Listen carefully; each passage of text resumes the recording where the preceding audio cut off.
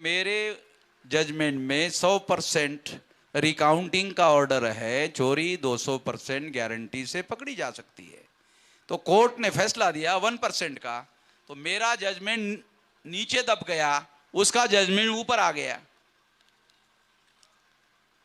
अगर मैं चुनाव आयोग को कहता हूं ये मेरे जजमेंट के अनुसार रिकाउंटिंग करो, तो चुनाव आयोग कहेगा ये आपका पुराना हो गया है, ये नया आ गया है 1% का।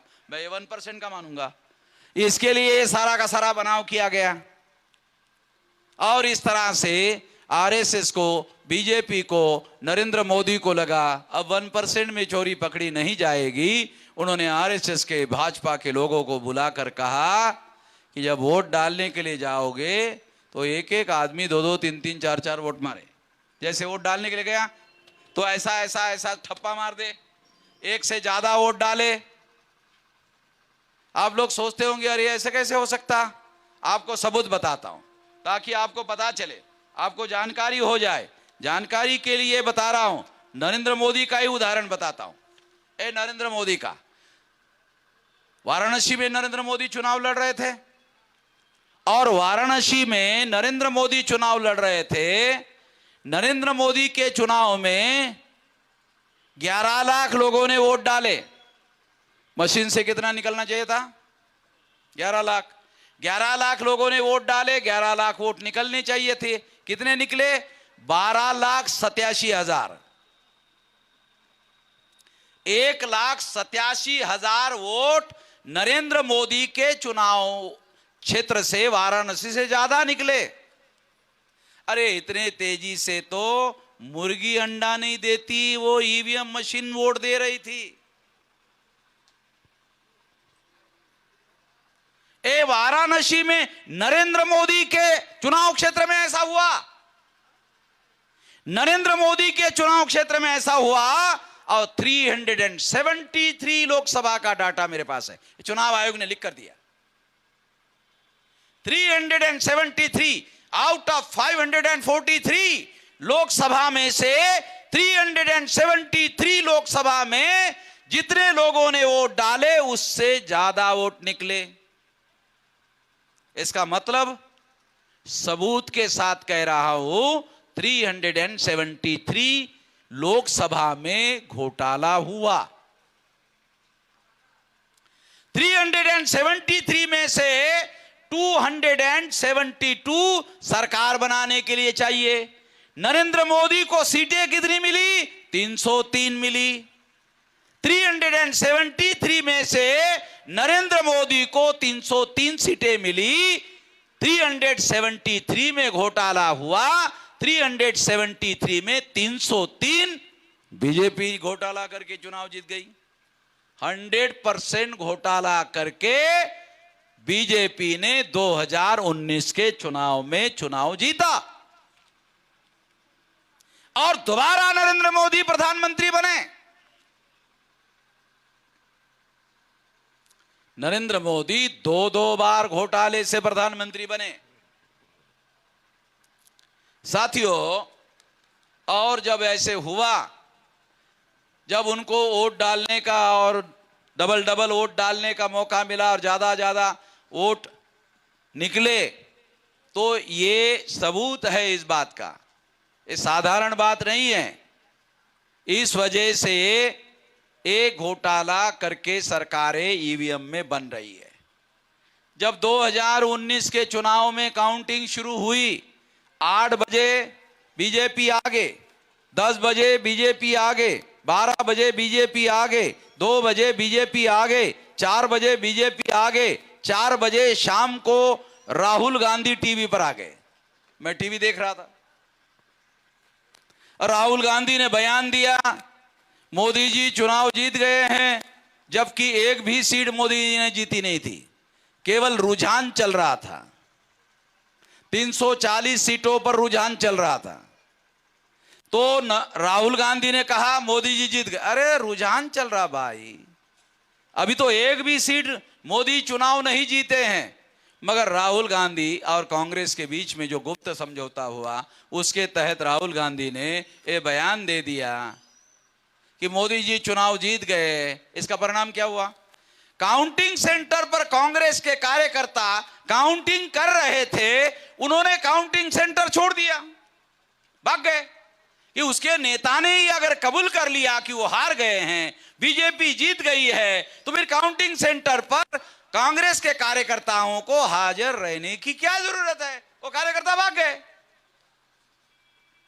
रात के 9 बजे रिजल्ट आ गया। रात के 9 बजे रिजल्ट आने के बाद सारा रिजल्ट आ गया और नरेंद्र मोदी को बहुमत मिला। रिजल्ट आने के बाद नरेंद्र मोदी को जब बहुमत मिला तो रात में सुप्रीम कोर्ट के ऑर्डर के अनुसार मिलान करने का समय आया। जब मिलान करने का समय आया, कांग्रेस का कार्यकर्ता हाजिर ही नहीं था। वो सारे के सारे छोड़कर चले गए। सारे के सारे कार्यकर्ता भाग गए थे। एक भी कार्यकर्ता कांग्रेस का हाजिर नहीं था। परिणाम था, जब हाजिर नहीं था तो मिलान करने के लिए कांग्रेस का आदमी हाजिर ही नहीं था, तो मिलान कैसे होता? ये सवाल खड़ा हो गया। फिर मैंने, क्योंकि मैं वामसेप का भी नेशनल प्रेसिडेंट हूं, देश भर में हमारे कर्मचारी कार्यकर्ता चुनाव कंडक्ट करवाने का काम करते हैं, तो मैंने चुनाव कंडक्ट करवाने वाले वामसेप के कार्यकर्ताओं को टेलीफोन किया कि ऐसी जानकारी मिली है कि कांग्रेस के लोग छोड़कर चले गए हैं, मेन अपोजिशन पार्टी के लोग चले गए हैं। अगर चले गए हैं तो आप लोगों ने मिलान कैसे किया? मिलान करने के लिए तो मेन अपोजिशन पार्टी हाजिर रहना चाहिए था। मिलान कैसे हुआ? उस पर तो डॉक्यूमेंट बनेगा, साइन लगेगा, कैसे हुआ? तो हमें जानकारी दी गई कि हमने कागज में मिलान कर दिया है। हमने कागज में मिलान कर दिया है। उसको आपके हिंदी में बोलते खाना पूर्ति। खाना पूर्ति समझते हो ना?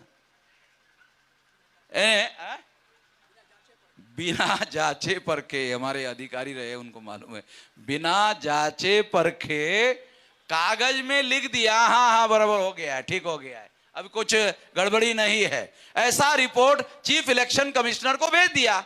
चीफ इलेक्शन कमिश्नर ने मान लिया, मामला खत्म हो गया। 24 सितंबर 2019 को पेपर ट्रेल मशीन में जो घोटाले के सबूत थे, चुनाव आयोग ने डिस्ट्रॉय कर दिए। 24 सितंबर 2019 लोकसभा के चुनाव के जो घोटाले के सबूत पेपर ट्रेल मशीन में थे, 24 सितंबर 2019 को उन्होंने डिस्ट्रॉय कर दिए। ये चुनाव आयोग ने लिख कर दिया। ये चुनाव आयोग का लिखा हुआ लेटर है। इसका मतलब है इतने बड़े पैमाने पर घोटाला हो रहा है। आज के अखबार में खबर है कि कांग्रेस के राज में नरेंद्र मोदी ने कहा कई लाख हजार करोड़ का घोटाला हुआ, मगर मेरा कहना है अरे ये तो रुपए का घोटाला है, ये तो वोट का घोटाला, ये सबसे बड़ा घोटाला है, रुपया नहीं। 42 लाख करोड़ का बजट है भारत का एक साल का। उस पर कब्जा किसका है? जो चुनाव जीतेगा उस पर। और चुनाव जो लोग घोटाले से जीतता है उसके नियंत्रण में 42 लाख करोड़ का बजट है नरेंद्र मोदी के एक साल का। इसका मतलब 5 साल का 200 लाख करोड़ का, इतना पैसा उसके नियंत्रण में आता है।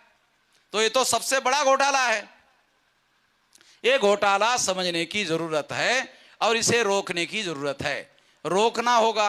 अब ये तो घोटाला हो रहा है, रोकना होगा। रोकने के लिए क्या करना होगा? तो सबसे पहले ईवीएम में घोटाला होता है, ये जनता को बताना होगा, आप लोगों को बताना होगा। अगर आप जानता नहीं है, अगर आप जानते नहीं है ईवीएम में घोटाला होता है, तो रोकेंगे कैसे? तो हमने पहला फैसला किया कि जनता को इसके बारे में जगाना होगा। तो इसलिए ये सारे देश भर में साल भर का कार्यक्रम बनाया। पहला काम रोकने का। दूसरा काम क्या किया?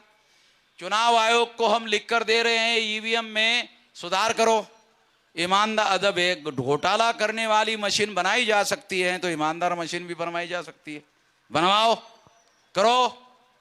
यदि आप नहीं करते हो तो अक्टूबर, नवंबर, दिसंबर में भारत बंद करेंगे। आप लोगों को याद होगा कि हम लोगों ने सीए, सिटीजनशिप अमेंडमेंट एक्ट के विरोध में भारत बंद करवाया था, और इतना बड़ा भारत बंद हुआ था, इतना बड़ा भारत बंद हुआ था, इतना बड़ा भारत बंद हुआ था कि नरेंद्र मोदी ने, आरएसएस ने, बीजेपी ने, अमित शाह ने पास किया हुआ सीए का कानून हमने डब्बे में बंद करके रखा हुआ है। नरेंद्र मोदी की औकात नहीं हुई कि वो कानून लागू करे। इतनी ताकतवर प्रधानमंत्री